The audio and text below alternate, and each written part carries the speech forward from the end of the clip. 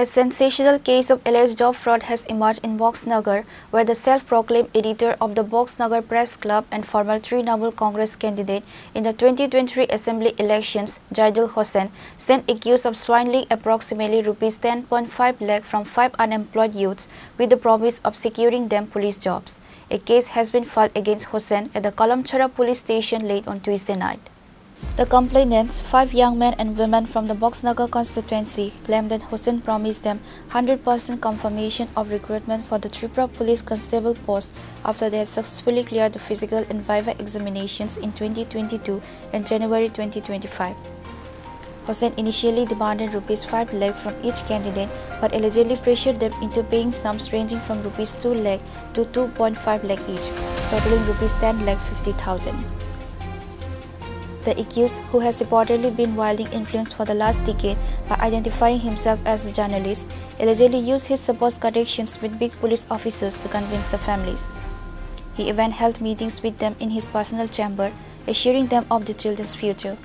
When the Tripura government issued job offers from 979 constable posts in April 2025, none of the 5 candidates who paid Hossain received an offer letter. When the frustrated job aspirants confronted Hossain, he initially offered various excuses for the failure. He then promised to refund the money within a month. However, the complaints allege that over a year has passed without any repayment. Driven by desperation, as many of the parents are daily wage earners who took out loans, the families finally filed a cheating case at the Kalamchara police station on Tuesday night after all other avenues, including seeking help from the local MLA, failed.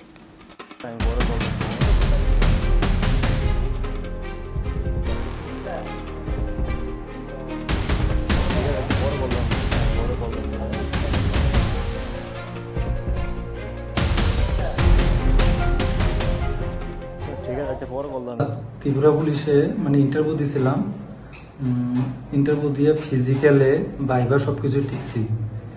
ভাইবার 10 দিন আগে সাংবাদিক জয়দল বক্সনগরে উনি call দিছিল, আমার একটা number আছে, ওদিকে গেছিল, যাই আমার কল দিছে যে এমন তুমি যে ইন্টারভিউ দিছিলা, এটি তো একটা গুড ভালো একটা নিউজ আছে আমার কাছে, এমনি একটা চ্যানেল করতে পারো, তুমি আমাকে দেখা করো। তো এমনি আইসি আমার পরে কইছে 5 লাখ টাকা লাগবে, কনফার্ম 100%, 5 লাখ টাকা লাগবে, দিলে চাকরি দেবো।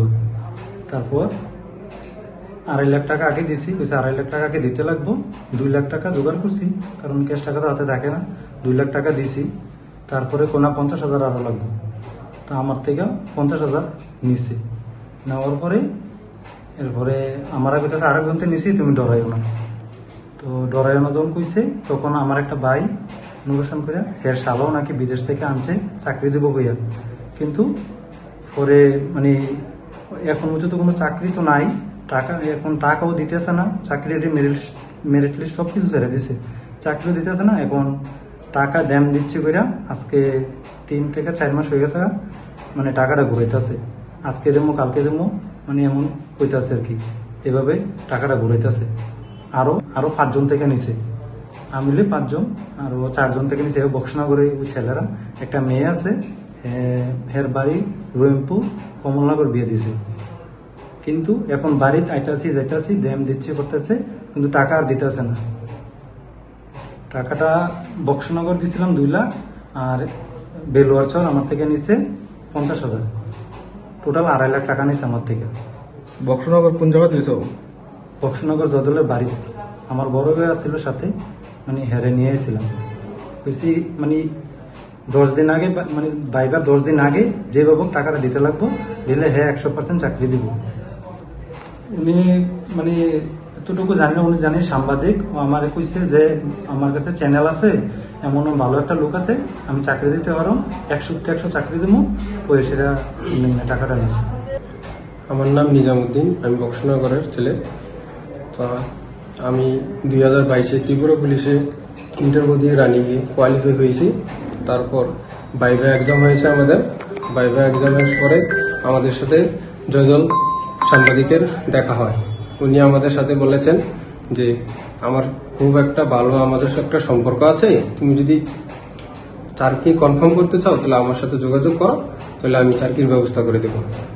তারপরে আমরা গেলাম, যাওয়ার পরে কইছে 5 লাখ টাকা টোটাল কন্ট্যাক্ট হবে, এখন অ্যাডভান্স 2 লাখ টাকা দিতে লাগবে। তো আমি ওনার বাড়িতে গিয়ে ওনার অফিসে 2 লাখ অ্যাডভান্স দিয়েছি। দেওয়ার পরে আমরা থেকে 100-এ 100 কনফার্ম দিয়েছে যে স্যার কি দিবে। তারপর আমরা এখন ওনার কাছে কল করি, কল ধরে না।